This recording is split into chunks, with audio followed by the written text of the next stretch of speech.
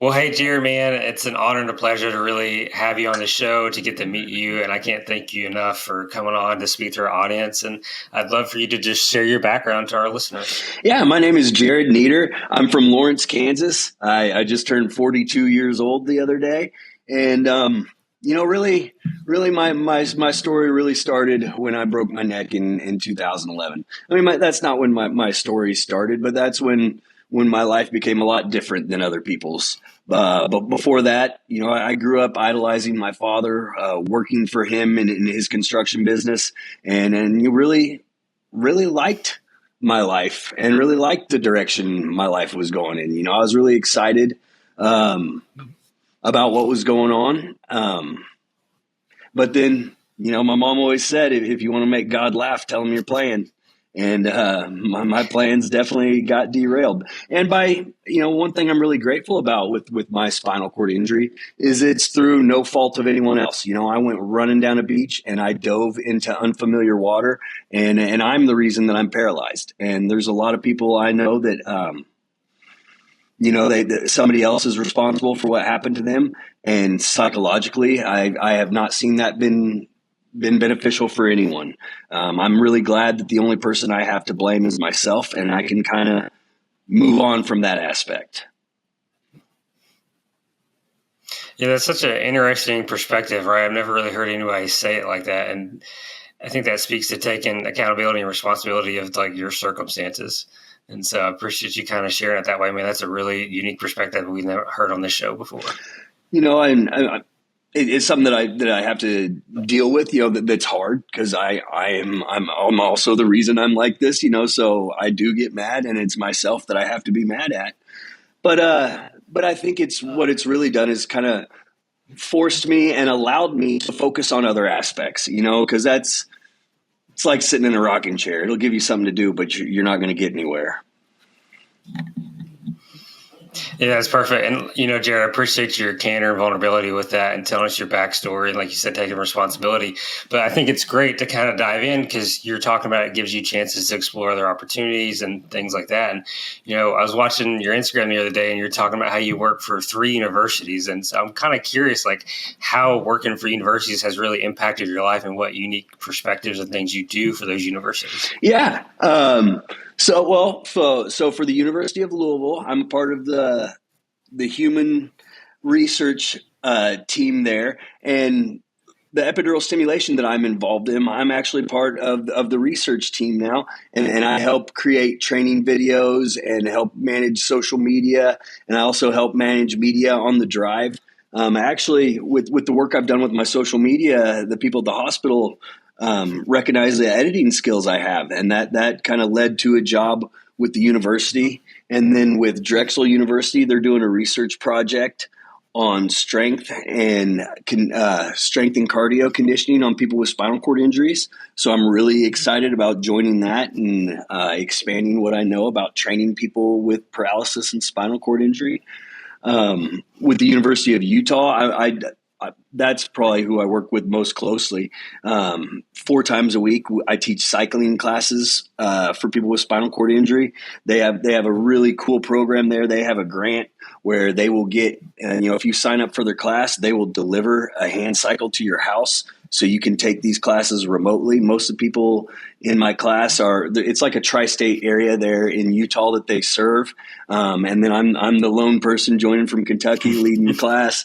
But that has been really amazing. And that's more than exercise classes. Those people in that class are all my friends. We hang out for, 30 minutes typically after every class. And I think a big part of spinal cord injury is one, fitness has to be at the forefront of your agenda, or you're not going to get the most that you can out of life. But then this injury is also very isolating. And so when we get together to work out, then afterwards we hang out, and that's a big part of my social interaction for the week is the interaction I get with the people in that class. And I think it's a big part of the interaction they get for the week too. And so that's something that I think is really, really important. I was very, very social before my injury, and I'm still a very social guy, but it takes it down a couple notches. There's just no way to avoid the reality of how isolating this injury is. And I think it's really cool that with the workout offerings that there's a community aspect that's been brought into it. And that just really is good for the soul. Yeah, it's a great way to talk about communities, right? I mean, that's what everybody's really, you could say, maybe lacking in some spaces. And like you said, you felt a lot of people feel isolated, especially with the injuries such as yours. And so I'm kind of curious how you fell into that and like what you bring to the table, maybe how both you've impacted other people's lives and that, class has also impacted your life. Yeah. So after my injury is when I really discovered fitness. I was kind of casually into fitness before my injury, but working construction like I did, to be honest, fitness was really a vanity sort of thing. It was just about looking good. And the only motivation I had to work out was to try to improve my appearance. And so I was pretty happy with things. And so I didn't have a lot of fitness goals. I felt like my work kept me in good enough shape. And then it wasn't until the spinal cord injury that to live the life that I want to live and to be the person that I want to live, I have to work out regularly, every week, multiple times a week. What fitness has done for my endurance and my spasticity and just how I feel day to day. So I really became passionate about fitness after my injury. And the gym that I was working out at, one of the people that runs the gym noticed, and they're like, "Hey, we got some fitness classes, and would you be interested in teaching any of them?" And really, I had never considered anything like that. But when I turned 40 2 years ago, I had kind of a midlife crisis, if you will. I was, I don't have like big birthday traditions, but for my birthday every year, I like to have a steak. It doesn't have to be on my birthday, just somewhere around my birthday. And then I just kind of evaluate my life and try to correct the ship a little bit. And when I turned 40, I was just like, I don't want to be on disability the rest of my life. I don't not want to have a job ever again. I kind of felt like I was in a grave and the dirt was piling up on top of me. And I was like, no, it's not time yet. So, when I did my yearly reassessment at 40, I decided that I wanted to try to earn a living and I wanted to try to go for it. So when I turned 40 is when I really, dove into my social media and started saying yes to opportunities. And that's when the opportunity to teach a fitness class came around. And it was super low paying and it was something that I was uncomfortable with. But I was like, if you want to earn a job and make it on your own, you don't start by saying no to opportunities. So I just started going for it. And that led to another opportunity, which led to another opportunity, which led to another opportunity. And just, just saying yes and going for it and trying to deliver the best product that I can is really sent me on kind of a crazy journey. And, this month I'm going to be featured in Men's Health Magazine for their Strength and Diversity Initiative. And it's just really cool how throughout my life, it has been evident that if you work hard, it'll pay off. And I know that there's a lot of people that have worked hard and it hasn't paid off. And I'm just very grateful that I keep finding myself in situations where if I work hard, I get rewarded.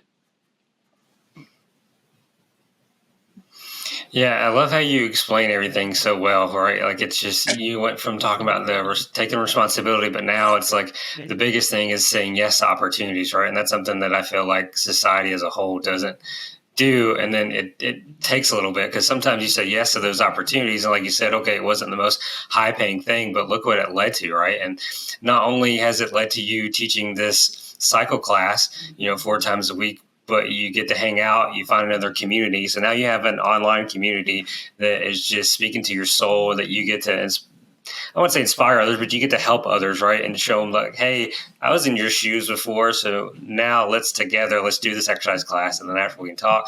And then you just see the evolution of saying yes to that opportunity because now you're featured in Men's Health magazine, which is incredible.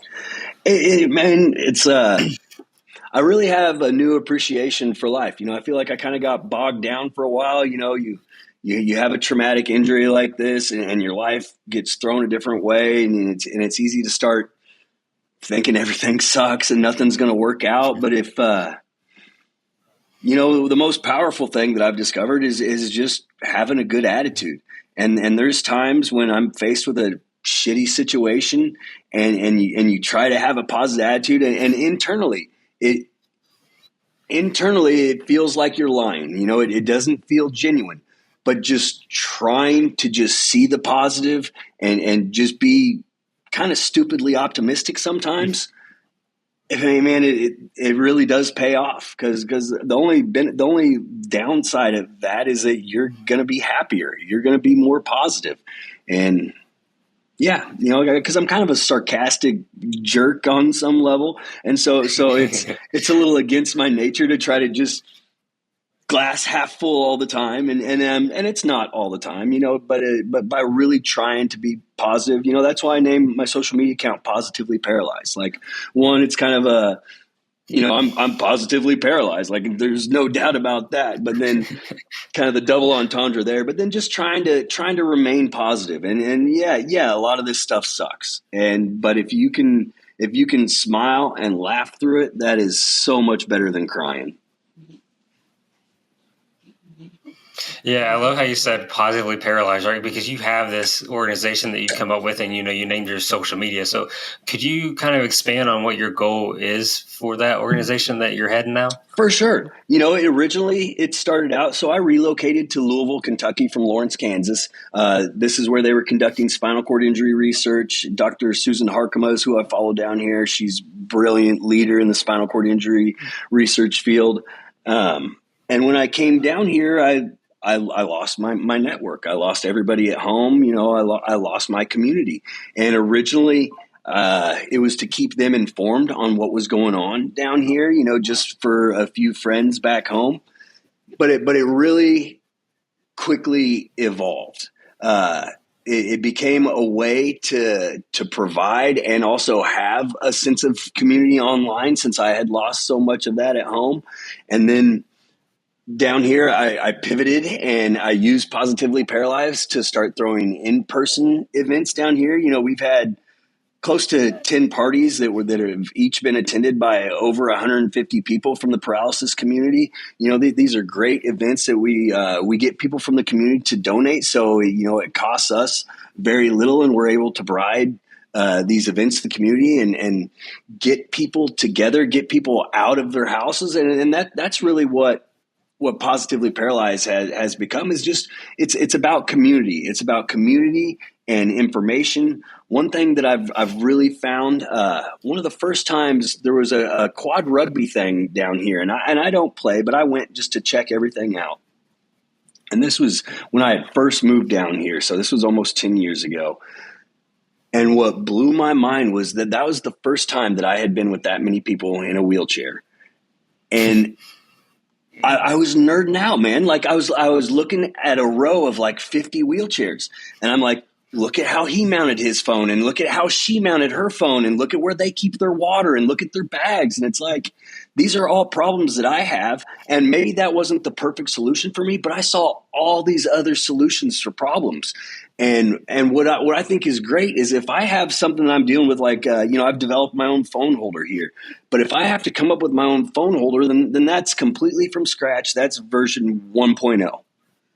If I can look at somebody else and what they've done and then copy what they've done, tweak it a little bit, then I'm automatically at version 2.0. And that is, it's twice as good, So by learning from other people in the community, we all elevate our own situation, and we can solve our problems. And the solutions are so much better even if you get bad information from someone, even if somebody just tells you all the stuff that didn't work, that is great knowledge. And so that's one of the huge things with the community is like being disabled sucks. We have a lot of problems that are different than what most people have, but other disabled people have the same problems, and we can learn from each other. And like, it saves you so much time. Your solution is so much better. And these are all just side effects of community. And so that's why I'm so passionate about the community. We're all social creatures, and this injury holds us away. And if we can fight that, we can fight this injury better. Yeah, I love how you're creating a community, right? And you said it very perfectly, and I've noticed that through some other guests. It's just like they talk about, going to another community of people that are just in similar situation to them that can very, very relate, right? It's just different. Like the example I like to use, I've interviewed a lot of rock climbers, and like the rock climbing community is so small, it's like a second family. But then there's even that small adaptive climbing community that's even just more of a family tight knit, because like you said, you have these people with these adaptations that, like you said, you developed a phone holder, you saw how this person had that, and this wheelchair setup was this way. You can learn what to do and not to do. And that's like the beautiful thing of community. And it sounds like that's exactly what you're creating. Yeah. And it's almost like, it's not like I'm creating it. It's just like I'm allowing these connections to be made, because it's all the knowledge exists in everybody's head. It's like I'm not really creating it. I'm just allowing this conduit for people to come together and share what they've learned, and their creations expand to other people. It's like this diaspora of knowledge. So what do you hope the evolution is for the Positively Paralyzed LLC that you set up? To just keep growing that community. I would love to do more in-person events. Obviously I can't touch everybody in the world that way, but wherever I'm at, the local community events, getting people out and making those in-person connections is huge. I love the connections that I've made. When we travel or when we go to conferences, we meet up with people that we've met. So I think really my goal for Positively Paralyzed is just more community and more information sharing. Because it's the more the better you can fight whatever it is you're facing. And if we can do it together, not only are we going to fight it better, but it doesn't have to be a lonely fight. Yeah, and I love how you brought out sharing information, right? Getting that information out there. Because you and I spoke on the phone while we were setting up this interview, and you were talking to me about a podcast that you're kind of in the process of getting started and things like that. And so do you think that's like one avenue of like your approach to getting that information out there? Yeah, I do. Because there's one thing that I've discovered is there's misinformation. There's snake oil salesmen.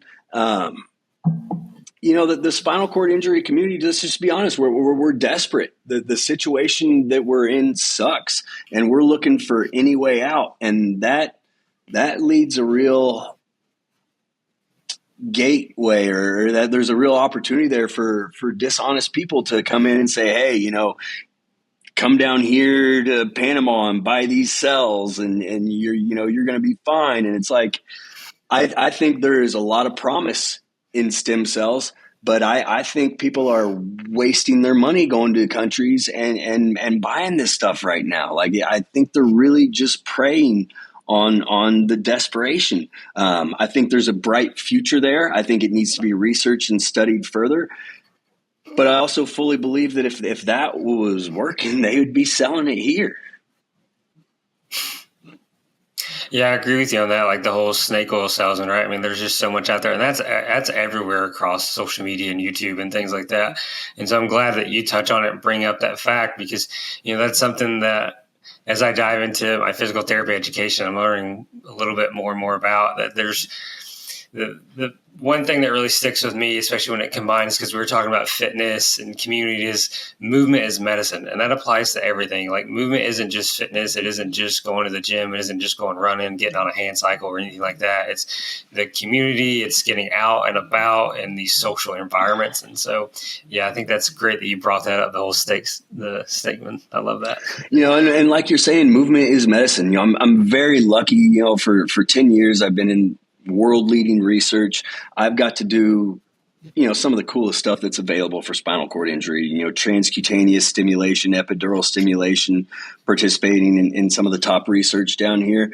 But what I have really discovered is if you don't have access to any of this, just getting your butt to work. That's the secret sauce. Like I'm not going to lie. I've benefited from a lot of the technology greatly. But if you don't have access to any of the technology, you can still make huge gains by just getting to work, making your body move. If you lay there and die, that's what your body does. If you get up and get to work, your body starts finding ways to thrive. And things, I'm not saying things are going to be normal. I don't think things are ever going to be, quote, normal for me again. I don't expect to make a full recovery ever. If it does, cool. But that's not what my life is about. Just getting to work has brought my energy up, has brought my mood up. I'm so much more capable from moving. So just, I think if you shift your perspective a little bit, my goals and what I view as success is not walking, is not being completely healed, but the person I am in my wheelchair is much stronger, is much happier, is much healthier. And those are the wins that I'm looking for. So how long did it take you to develop that mindset? Because that's a hard thing to develop, especially depending on the situation you're in. I'm really lucky that I don't know how I had this clarity when I was first inpatient at the hospital, but I had the will to fight it every day. I made all my therapy appointments. It's always been very important to me to get up and do my best at fighting this. And something I told myself from the beginning is, people are like, yeah, this is the attitude you got to have. And it's like, yeah, I see that. But what I'm trying to challenge myself to do is to do this every day for the rest of my life. Anybody can be like, all right, I'm going to give it hell for 6 weeks or for the first year or, for the first, whatever, I'm going to do it. But, I was injured in 2011. I'm coming up on, 13 years deep into this, and I still have to attack it with that same vigor every day, or I'm going to lose ground. And then that's really been the challenge, but also been the payoff. Is just, it's not with my rehab, with my recovery, with my physical fitness. There is no end goal. That is a lifestyle, and I benefit from the lifestyle, but it's not going to end. So given the fact that now you've been, put in this magazine for Men's Health and you're becoming a fitness instructor, how are you taking what you just said and kind of applying it to other people? So that's really what I want to share, is because I think it's hard to see a way out, especially when you're so deep in.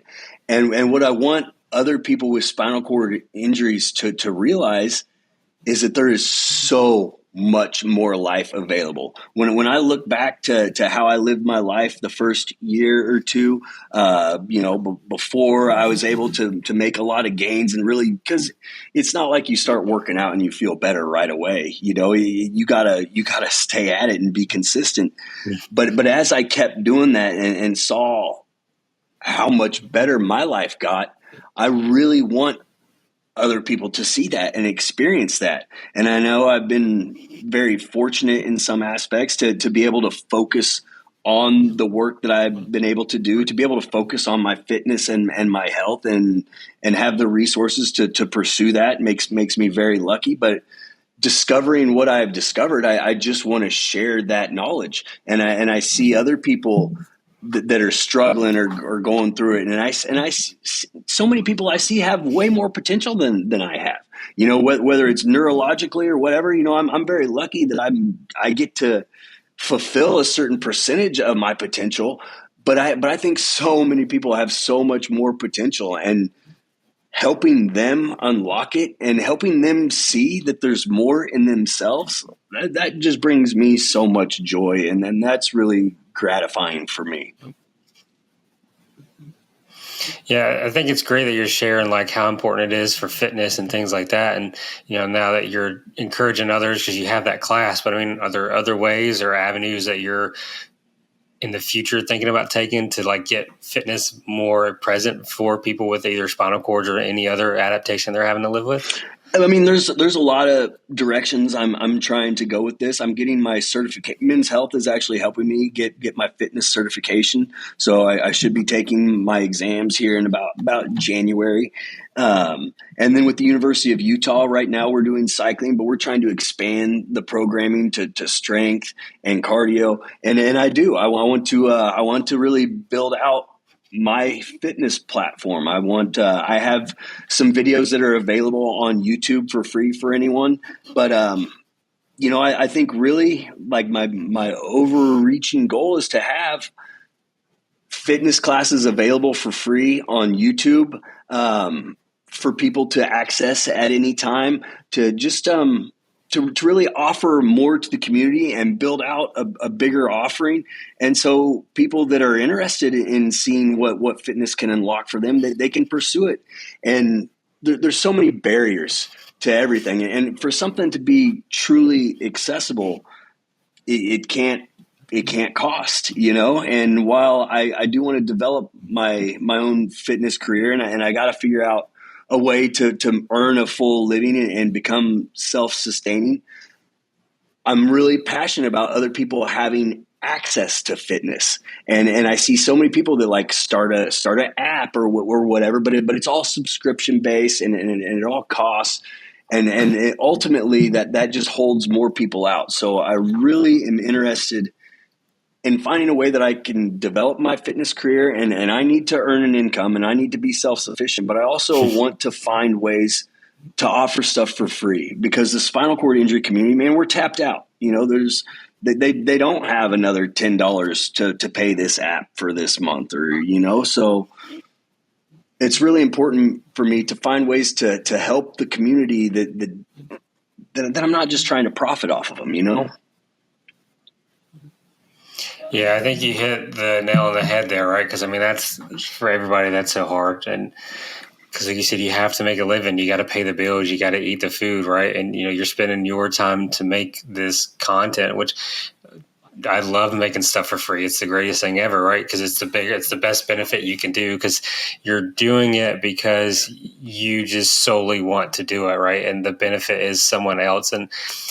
But I think at the same time as you have to trust the process, that like doing things like that, eventually the right thing comes along to where you can have the bills taken care of and stuff like that. And so I love that, you're really honest and upfront about that, right? Like, I want to do all this stuff for free. I plan to do all this stuff for free, but I've also got to figure out this. And you're right. People in the adaptive community are tapped out. Like even a student, I don't have $10 a month to pay for a subscription. It's freaking hard. Right. And so, yeah, everything you're saying is just spot on. Yeah. So, I mean, but that, obviously that's challenging, because I want to get paid and I want to do things for free, but I think there's ways to find middle ground, and to find, like with the University of Utah, they pay me to be an instructor, but the class is free for everybody that takes it, and then that's the perfect scenario in my eyes, is, something that has funding to support it, but the people that need it aren't the ones being charged, so those are the kind of opportunities that I really like. And then, I do want to start, as I learn about fitness, I really have an interest in helping people, and I want to train people individually, and really, I get a sense of satisfaction when I see somebody else make gains. That's fun for me. So, I do want to go down that road, and hopefully, maybe just, I don't know. There's so many options to go with things, and I would love to be a personal trainer, but then I don't want to charge somebody a bunch of money to do that, but then I don't have the time to do that for free, so life's, it's hard figuring out where you can fit in and make everything work. But I think there's a way that it can all jive together. Yeah. And I think you'll figure it out, definitely. And I think the biggest bang for your buck too, is that the people that you're working with, you're in your current situation, so you have a way better understanding. I mean, I was talking to a guy in England that is paralyzed on his right side, I think. And like, he did fitness classes during COVID on YouTube, and like, it got to continue. And so I think it's just beautiful to see these things come to fruition, Yeah, for sure. And so I'd love to kind of dive back into the class that you're leading, and just could you walk us through like when it first started, you first became part of it, to where it's at now, and like the growth of that? Because I think that's important. Yeah, for sure. So the fitness class right now with the University of Utah, we started this about a year ago with this one, and it was really cool. There's this girl named Stephanie. It was her capstone project, and we started working together on what a cycling class would look like. Because I'm doing it. I'm in Louisville, Kentucky, and most people are in Salt Lake City. But then it's also remote for people around there. So in Salt Lake City at the University of Utah, it's called Trails Adaptive, and they have a gym where people can go and they can take this class all together. Sometimes I'll have 5 or 6 people at the Trails facility, and then other people join from their houses remotely via Zoom. And it was really cool working with the whole Trails team developing this. We didn't know how we were going to do it at first, and so we came up with it's usually about 45 minutes, between 40 and 50 minutes to workout. It's set to music. We do 45-second breaks in between each song, and we work out for the song, and then we take breaks. We have different formats. Sometimes you work out through the whole song, you just ride straight through, or then we'll do like 20-second bouts with 10-second breaks, or 40-second bouts with 20-second breaks, and we have different exercises that we do. We throw in some other movements on top of it, and it's really been cool choreographing things, setting it to music, coming up with different moves, trying to keep it interesting. And that's one thing. I teach 4 of these classes a week, and each class is it's got its own choreography. It's set to its own playlist. And that's a lot of work every week, but it's a lot of fun. It keeps it fresh, and it keeps things interesting. And, we really do. It's a fun time with the class. It's interactive. We have a group chat going. They make suggestions for the playlist and what the workout is, and then we work on it together. And what I've really found is, like technically I'm the instructor or whatever for the class, but it's more just a group of friends, and it's a two-way street. It's not like I sit at a platform and preach. It's just conversations with my friends, and we all work it together, and that's what's really great. There's some people in the class have different backgrounds. There's a girl that has fitness background. So, there's a lot of times I defer to her on questions and that, like I'm not the expert. I get to lead the class, so I'll guide us through some exercises, but everybody is an expert in their own way. And we just have kind of a round table, open forum sort of thing. And we're all just friends. It's not really like I'm the instructor. And that's what's really cool. Yeah, I think that's what makes it unique, right? Like you said, it's just a bunch of friends getting together. I think that's the important part, right? Because I think a lot of people in society, and this is from the adaptive to the able-bodied community, doesn't matter where you're at, is that I think exercise has kind of gotten a derogatory association, is my personal opinion. And like, you're talking about making it fun, which is, I think that's the important part. If you make something fun, people are going to continue to come back, right? And then we just talked about how movement is medicine. So the more you can get those students to come back to get interactive, then that's just going to benefit them, and benefit me too. That's one thing I tell them all the time. Yeah. There was one class where we had some things got mixed up with the time, and nobody showed up to class. And I was completely honest with them. I was like, you guys didn't show up to class, and I didn't do the workout either. And that's what I'm saying. This is really a two-way street. You guys hold me accountable as much as I hold you accountable. And you know what? You guys didn't show up, and I didn't do my workout. So I need you to make sure I do my workout too. You know what I mean? Yeah, that accountability is hard, and then, like you said, you just continue to develop that trust with those people that, have started with you, that are continuing with you, to the people that come in, right? It's just being authentic. Like, yeah, I didn't do it either, Yeah. And that's something I try to be really honest with them about. I don't want to be like, I always do my stuff. It's like, no, man, I struggle with motivation too. I struggle with fitting everything into my schedule. Some days I don't feel like doing it. And like, let's talk about it together. How are we going to get it done when we don't feel like doing it? Awesome. You're just a breath of fresh air, man. All this knowledge. I love everything that you're saying. I'd like to hear more about the climbing. I had a really cool, this is kind of a side note, but I had a super cool gym teacher in grade school. And he built a climbing cave and a bouldering wall in our gym in grade school. And then I got to be captain of the climbing club. And we used to go to this climbing wall that was like 30 feet up. And we'd, climb up that. And I'd like to hear a little bit about your climbing background and how that all came about. Oh man, that's I can make that story short. So I actually started climbing in 2017. I just randomly got a job at a local climbing gym after I left the military, and yeah, that climbing really just set me on the trajectory of life path I'm currently on, which is amazing, and it's the greatest thing ever. But it's just, to me, it's the community. It's like finding a second family, because like I felt very lost when I got back and just kind of reintegrated in society. And then not only is it, you get the physical aspects from it, right? Because it's like yoga. It's very intuitive. You become very internal about like the way your feet move, your hand placement, things like that. You're using your body. And so I love that aspect, that it's very internal, and you're not focused on like, oh, my power snatch is this, my bench press is this. It's just like, oh, I climbed what you would consider a harder grade, right? Because the problem is set a little bit harder. But I think to me, the big fact is the community, kind of like you're saying with your classes. I think what's really cool, I always liked the problem solving, and like you can't just go for the next hold, because maybe that doesn't put you in position for the one after that. And I think there's a lot of good parallels and lessons for spinal cord injury. Like spinal cord injury, life is a puzzle. And maybe that's the easy next move right there, but then that's not going to position me for the move after that. And so I think the foresight that you have to have for climbing, looking 2 or 3 moves ahead, like that's a good lesson for anyone, but particularly spinal cord injury. Yeah, the problem solving, it really parallels what you were just saying, and I think that is a big aspect.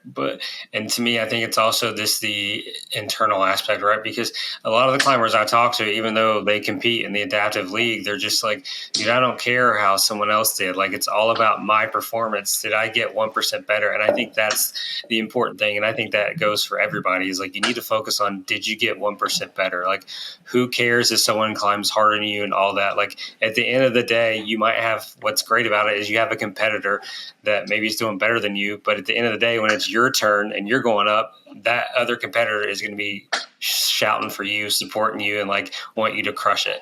Dude, that's exactly what it is with spinal cord injury. I feel like, it's really hard to find somebody that functions just like me. Like I miss competition, because when you're able-bodied, it's like, all right, we're all able-bodied. We can go pick one of a million games, and it's a pretty fair competition.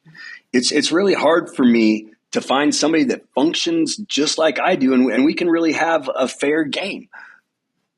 But I can always compete with myself. I can always try to be a better version of Jerod. I can always go against the best time that I've ever had, and that's the fairest competition there is. And at the end of the day, that's all you're trying to do. It doesn't matter if I'm better than Steve or Bill or whoever.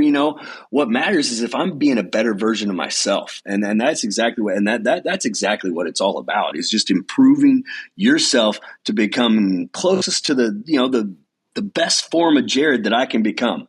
I don't want to beat Ben. I want to beat Jerod from yesterday and be the best Jerod that I can be. I never wanted to be paralyzed or be a quadriplegic, but now I am. And so I'm going to try to be the best quadriplegic that I can be. And I think that's what it's all about.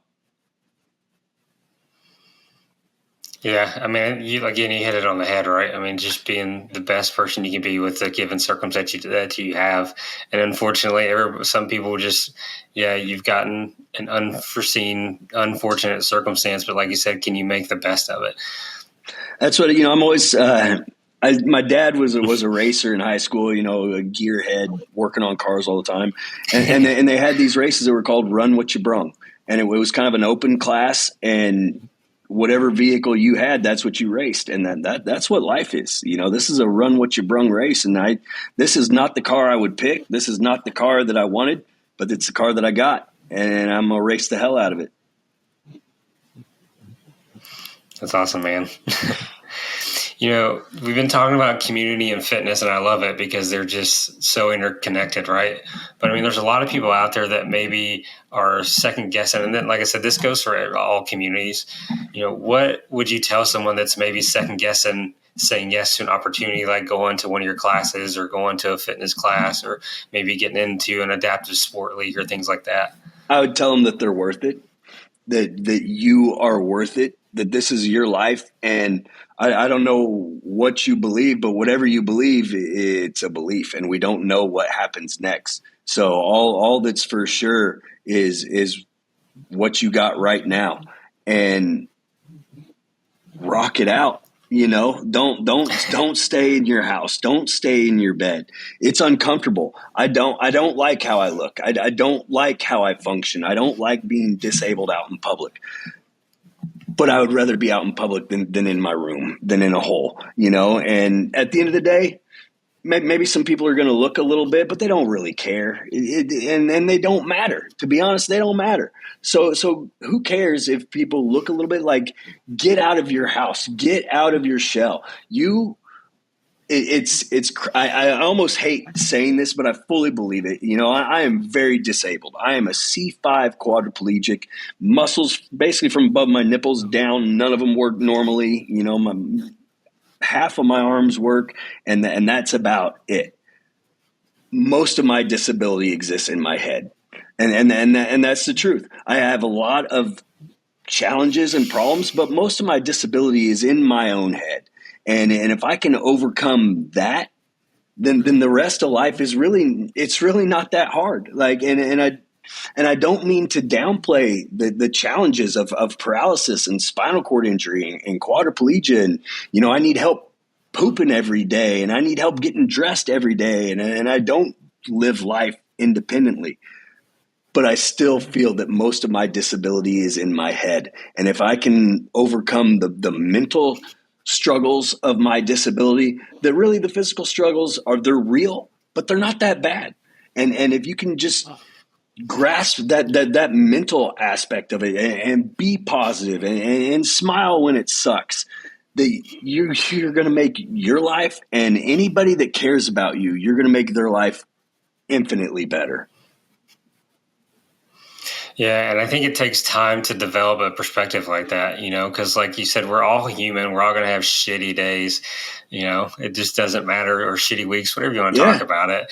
But yeah, like you said, the taking the responsibility and then just being like, I think the big thing to bring out of what you just said, though, is no one gives a shit, right? No one literally cares. Everybody's so self-absorbed with their own problems that like, who gives, no one cares, you know?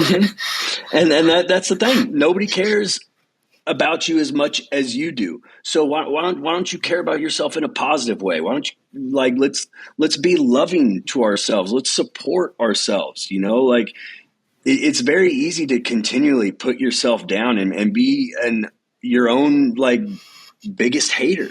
And I struggle with that. You know, there's times where, you know, I get so in my head about it. Am I going to poop my pants? You know, and the reality is that I worried about that so much, and it actually happened so little. And what I've really getting over the hump with spinal cord injury for me has just been being realistic about things. You know, it's like I might poop my pants when we're out.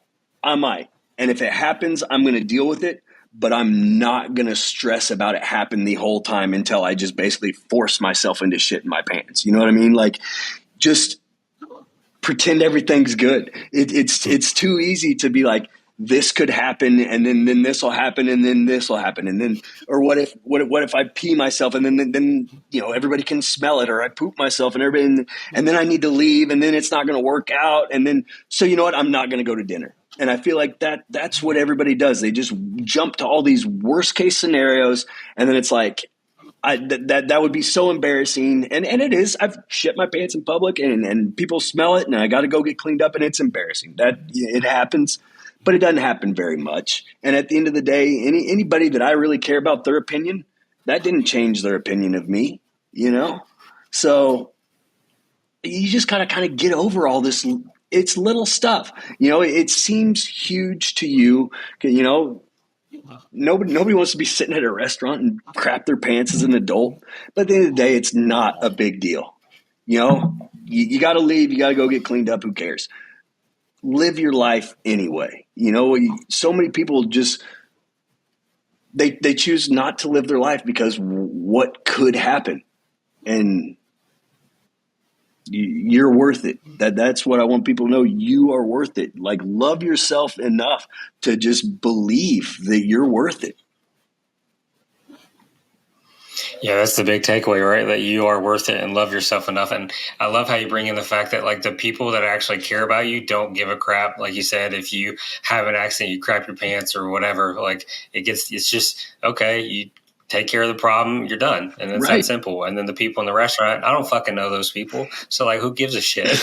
Exactly. And that's the attitude you have to have. And really think like if you remove yourself from these situations and you're like, what kind of person would see somebody that's had a traumatic injury trying to live their life with a disability and they have something medical happen like that? Who sits there and is like, oh, F that person, how could they? It's like, no, man, at the end of the day, 99% of people are compassionate and they want to understand. And if you just try to back yourself out, it's just so easy to just be way too in your head. And it's not easy to get out of your head, but get out of your head. You know, it's not what you think it is. Yeah, I think you've explained everything perfectly throughout this entire conversation. You've given like so much insight, you know, and I love just hearing about your story and what you're trying to do. And so kind of ending, I'm kind of curious, like what legacy do you want to leave behind? Ooh, you know, I think sticking with the you are worth it. And you know, man, how do I put this? The legacy I want to leave behind. I feel like wheelchair users in general just were not considered for a lot of things. And I think what I would want people to really remember is that there is millions of people with disabilities and with wheelchairs. And there is so much that we can offer the world if we're allowed to. You know, there's so much that we are held back from that is not accessible, but people with disabilities have value and there's a lot that we can bring to the table. You just have to make sure that we can get to that table. And that's really what I wanted to believe is there are geniuses, there are leaders, there are people that are going to help cure diseases with disabilities, and you just have to make sure that they can get to the table so they can help solve those problems because there are high value, high worth people with disabilities. And so if you can get them a seat at the table, that table is going to be better. Yeah, I think that's an important aspect, and that's really what switched my focus to was like the podcast and stuff like that. I was reading, I think it's Henry Fraser is his name. He's an author out of England that had a spinal cord injury, and he was talking about because I interviewed a lot of adaptive athletes and stuff, and he was like, you know, there's a lot of people in the adaptive community that are actually contributing to society. It's just kind of semi overshadowed, and I think what you just said is a very perfect explanation of that. Is like there are people in the adaptive community who have had some kind of spinal cord injury. It doesn't matter that are going to contribute and can contribute because they're geniuses and stuff like that. They just need that seat at the table. And I think as social media grows and like people like yourself that are out there highlighting these things, it's going to come out and there's going to be way more opportunities that are slowly going to start to come out. I think so. And, you know, I think that's one of the pretty things about social media. You know, there's a lot of ugly stuff that happens online and, you know, all the negative that comes with social media, but there's a lot of beauty there too. And the community and the sharing of knowledge and that can really serve people and help people. And you don't have to be alone. And there is a better life available. And a lot of that I've discovered through social media. So, I think as long as you can limit it and keep it on your terms, there's a lot of good that can come from a lot of this technology. We just have to be better as humans at managing it. Yeah, right. It's a tool. It's not life. That's, I think, that best takeaway. Exactly. It's a tool. It's not life. That's a great way to put it. Jerry, man, thank you so much for sharing an hour of your time this afternoon. It's been a pleasure just getting to know about you, learn about you, and everything you said has just been so phenomenal. I can't wait to publish this episode. And going forward, it sounds like people can follow you on Instagram. And is there any other thing or any other links you'd like to shout out as well? Yeah, give us a follow on Instagram, Positively Paralyzed on Facebook as well. We have a website if you're interested in, we have some consulting services. We offer, we help design research studies for pharmaceutical companies. And anybody that just wants to chat, I try to respond to all the messages. Sometimes it takes me a few days, but I'm more than happy to chat with anybody that has any questions or wants to know more or anything I can do to help anybody else out there. Just please reach out. Awesome, man. Thank you so much. Thank you, Ben.